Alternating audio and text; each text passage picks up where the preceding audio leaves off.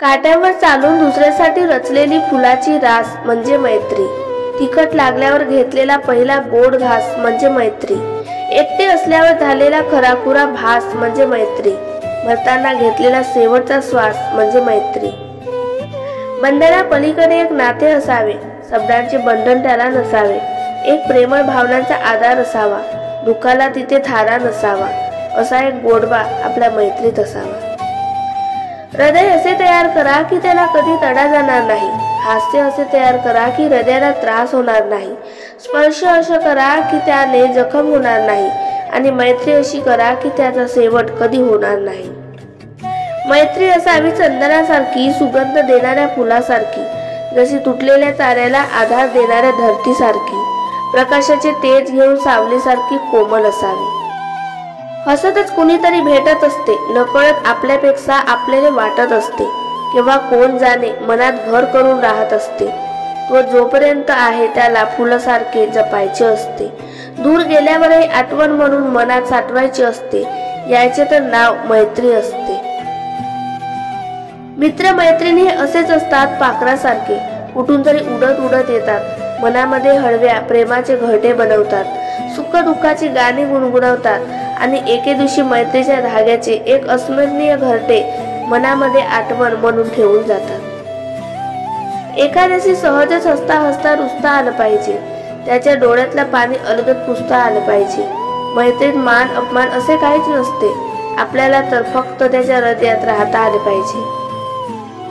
जर डोळे पुसायला कुणीतरी असेल तर रुसायला बरे वाटते, जर ऐकणारे कोणतरी असेल तर मनातले बोलायला बरे वाटते, जर कौतुक करणारे कोणतरी असेल तर थकेपर्यंत राबायला बरं वाटते, जर नजर काढणारे कोणतरी असेल तर नटायला बरे वाटते, जर आपल्यासारखे एक मित्र असेल तर मरेपर्यंत जगायला बरे वाटते। मैत्री करण्याचा अंदाज पाहिजे, आठवण येण्याचे कारण पाहिजे। तू फोन कर अथवा नको करू, परंतु तुझा एक प्रेमळ संदेश दररोज यायला पाहिजे।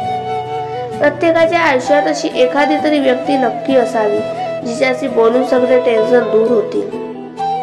प्रेम म्हणजे जर समजली तर भावना आहे, केली तर मस्करी आहे, भांडला तर खेळ आहे, ठेवला तर विश्वास आहे, घेतला तर श्वास आहे, रचला तर संसार आहे, निभावले तर आयुष्य आहे। लखलखत्या सूर्यप्रकाशात तर कुणाचीही तुमच्यावर प्रेम करेल, खरे प्रेम ते जे वादळात देखील तुमची काळजी घेतील। तुमच्या नात्याला कधीही पावसासारखे बनवू नका, जसा पाऊस येतो आणि जातो, तर तुमच्या नात्याला हवेसारखे बनवा, जे नेहमी तुमच्या सोबत असेल। जे कालपर्यंत जे अनोळखी होते, आज त्यांचा हृदयाचा प्रत्येक ठोक्यावर आदेश चालतो। काच आणि नाती दोन्ही खूप नाजूक असतात, दोघांमध्ये इतकाच अंतर असतो की काच चुकीमुळे तुटतो तर नाती गैरसमजामुळे। एकाच व्यक्तीच्या प्रेमात अनेकदा पडणे ही एका यशस्वी नात्याची व्याख्या आहे। एखाद्याशी हसता हसता तितक्याच हक्काने रुसता आलं पाहिजे, समोरच्याच्या डोळ्यातले पाणी अलगद पुसता आलं पाहिजे। मान अपमान प्रेमात काहीच नसते, आपल्याला केवळ समोरच्याच्या हृदयात राहता आलं पाहिजे। कोणासाठी जीवनभर थांबणे म्हणजे प्रेम, कोणीतरी सुखात असल्याचा आनंद म्हणजे प्रेम, कोणासाठी तरी रडणारे मन म्हणजे प्रेम, आणि कोणाशिवाय तरी मरणे म्हणजे प्रेम। प्रेम हे अशा व्यक्तीचा शोध नाही ज्याच्या सोबत आपल्याला जगायचं आहे, प्रेम हे अशा व्यक्तीचा शोध आहे ज्याच्या विना आपण जगू शकत नाही। खऱ्या नात्याची सुंदरता एकमेकांच्या चुका लपवण्यात आहे, कारण जर एखादी सर्व गुण संपन्न व्यक्ती शोधायला गेला तर मग एकटेच राहाल।